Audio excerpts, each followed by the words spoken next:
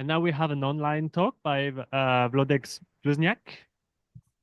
You can hear us? Yes, well? we can hear you very well. Right, let me share then the screen. Okay. Can you see the transparency? Yes, we can. All right, thank you. Okay, perfect. So you have 15 minutes, and I'll try to interrupt you to let you know when you have 5 minutes left before the All end. right.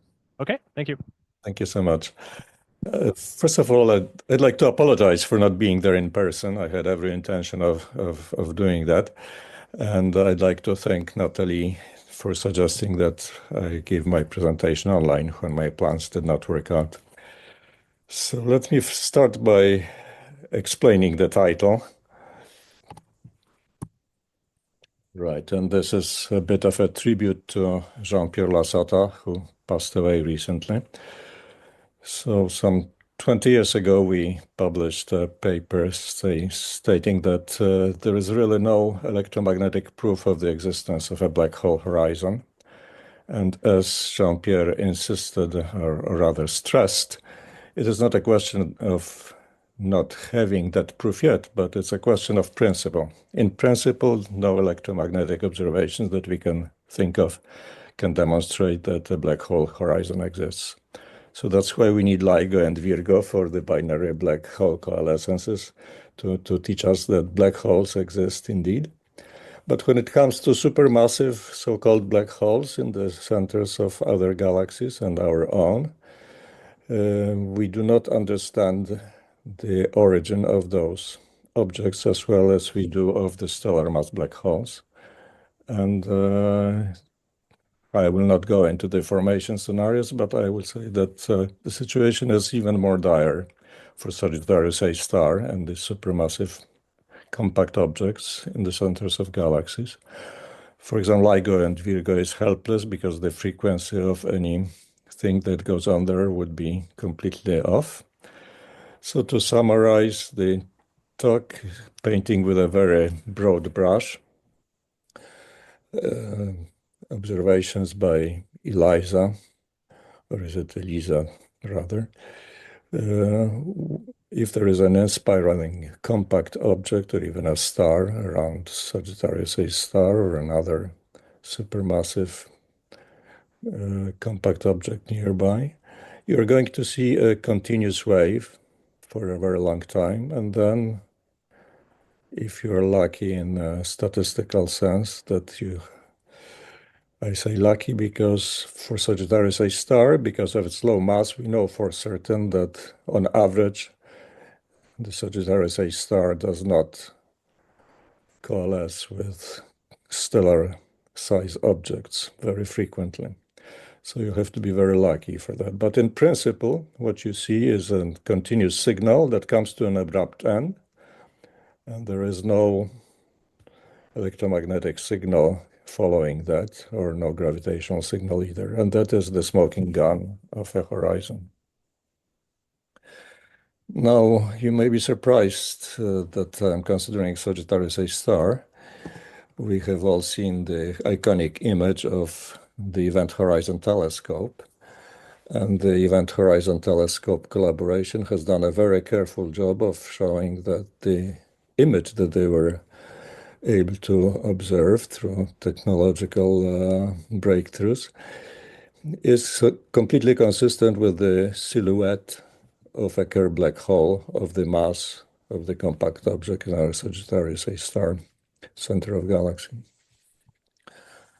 Okay, so there is at present no compelling need to consider any other objects, but let us open up our imagination and say, what if the image that you see is actually what it is? When I look at the image, what I see is a torus, a donut. So let us assume that it is a donut. Okay, as you can see on the right-hand panel, a vertical cross-section through that torus. Okay, if the observer is looking down the hole, you would see a dark hole surrounded by a bright area. And such tori, actually, such donuts, can exist around naked singularities. And the shape that you see on the right is actually computed. It's not an artist's impression. It is the computed shape of a figure of equilibrium, fluid orbiting a naked singularity. So now let me tell you what a naked singularity is, in case you think I have segued to the next session and I'm talking about exotic scenarios. No, I'm not. This is not an exotic scenario. This is a standard solution of in Einstein's theory of general relativity that is as old as the Schwarzschild solution, Reisner 1916, Nordstrom 1918. Okay, and certainly it's much older and much simpler than the Kerr black hole solution that we all love and use. And what is a naked singularity? Well, we use naked singularities all the time in physics, and in chemistry to think of an electron. Okay, if you don't go to quantum mechanics, classically it's a point charge and a point mass at the same time. And there's something called the classical radius, which is the radius that a point charge. Sorry, this is the radius. So this is if the mass of the electron as observed is the result simply of the electromagnetic interaction that is within the radius R0. This is the classical electron radius, right? Okay, for an electron, obviously, the mass is so small that in fact it is a quantum object, so we cannot see the inside very close to the point naked singularity charge. Okay, and the electron is shrouded by quantum mechanical effects. The Compton wavelength is larger than this classical radius of the electron. But if the mass were larger, for example, if it were a microscopic mass, the quantum effects would be negligible in the sense that the Compton wavelength would be much smaller than this classical radius. And in GR, in general relativity, as shown by Reisner and Nordstrom, okay, there is a solution for a point charge and a point mass, and it took some, I don't know, nearly 100 years to show that in fact that solution also has a characteristic radius, which by accident perhaps numerically is equal to the classical radius that we know from the electron.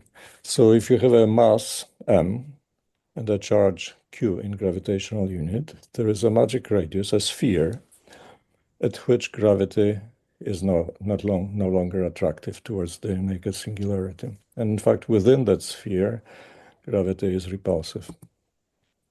So here on the top panels, I show the effective potential of a charged mass according to the Reisner-Nordstrom solution. I'm not sure if you can see my arrow, my cursor, but anyway, as you can see, the effective potential has a minimum, and closer to the naked singularity in the left part of the top panels, there is a very strongly repulsive core. Now we can imagine then a fluid body in equilibrium rotating the naked singularity, and depending on the angular momentum, the cross-section of this topological torus will be more or less distorted. As the fluid body gets closer and closer to the naked singularity, as you can see in the figure, that it gets more and more distorted. You can actually do a simulation and compute the standard accretion scenario for naked singularity, just as you would in a black hole. So in the left panel, you see a large torus, so a mock-up of the accretion structure, if you will. A large torus, this is the standard thing that's done in GR in accretion simulations onto Kerr black holes, except that here we have a black hole in the Reisner-Nordstrom metric. So if you see the black contour, within which the fluid resides on the right, in the inset especially. Okay, this contour is a self-intersecting equipotential surface with a cusp. So you don't need to do any work. You just fill the outer torus with fluid up to this cusp, and then it will just flow over. It's like Rorschach overflow, except that here there's toroidal symmetry. You're seeing a vertical cross-section through it.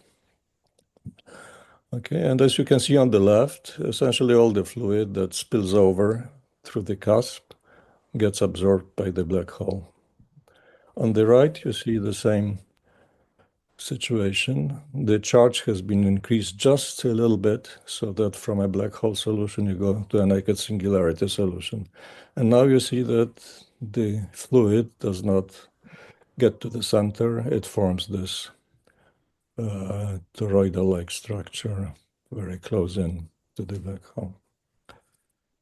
All right, so Wlodek, you have 5 minutes left.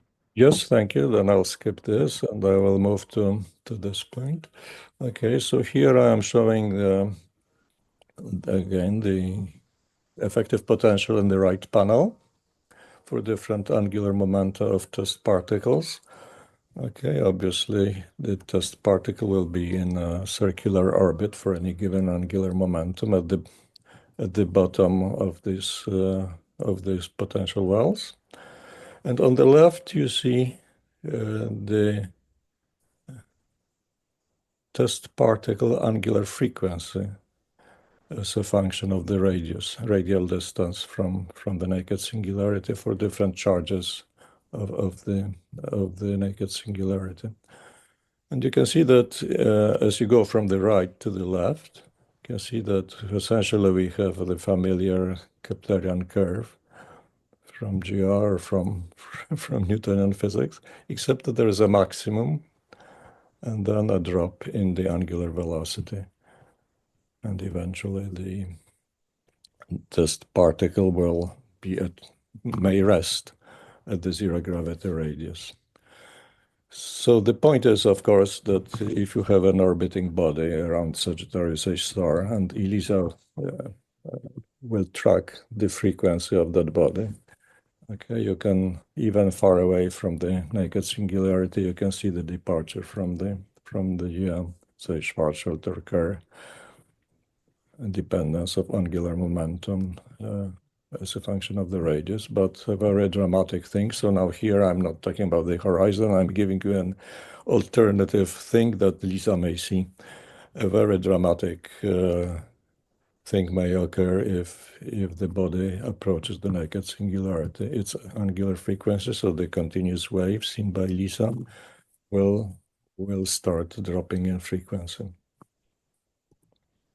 All right, so let me skip this. Okay, it is possible also to do a simulation of a thin accretion disk with which we are more familiar. And on the right panel, what you see is the circles show the predicted test particle angular frequencies, orbital frequency, and the continuous lines show those in the disk. So it's all right. So this is standard accretion disk physics for thin disk. All right. So the point is this: that EM observations of Sagittarius A star, in spite of great technological advancements, are always open to interpretation. So you see something, okay, it may be consistent with what you expect, but there may be other pictures that it is also consistent with. So if you really want to be sure what Sagittarius or the other supermassive compact objects in other galaxies are, you really need to go to gravitational wave detectors. Thank you.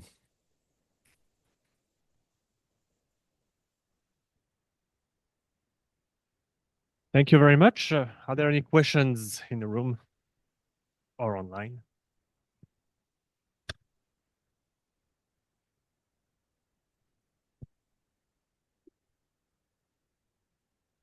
So I guess I'll start with a question. Oh, go ahead. Sorry, I didn't see.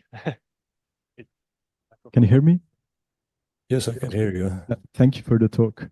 I was wondering, I So I know that, for example, by looking at the light rings around the supermassive black hole, you can connect this information to the remnant, to the So black sorry, hole could you parameters. repeat that? Okay, let me plug in my earphone. Maybe this will be better. Yes.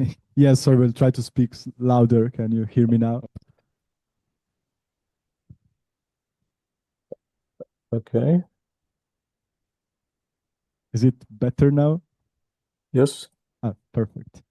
I was wondering, I know that by looking at the light rings around a supermassive black hole, you can gain information on the black hole, especially if you manage to resolve multiple light rings.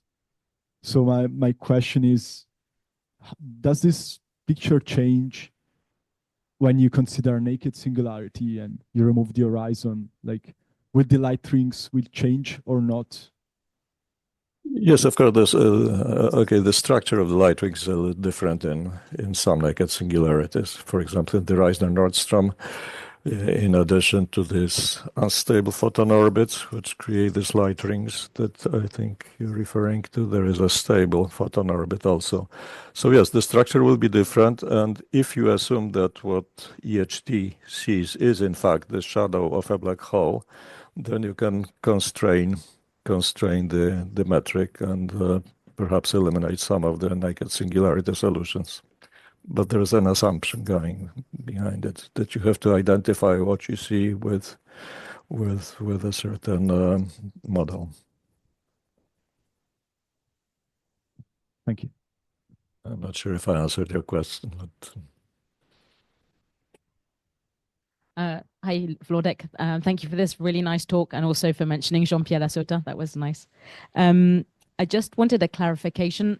So the object that is orbiting the black hole, it needs to be a compact object, am I right? Yes?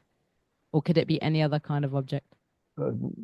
right. The problem with a non-compact object is that we need to worry about tidal disruption. So if it gets too close to the source, be it a black hole or a naked singularity, it may be disrupted.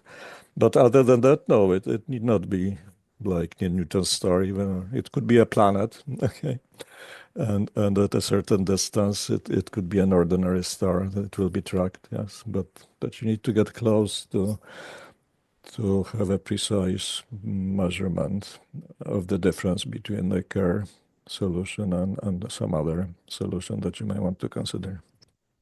Thanks. Thank you. Any other question?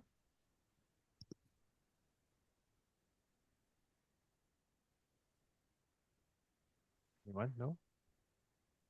Okay, so I suggest that we thank Vlodek again. Thank you for so your much. talk.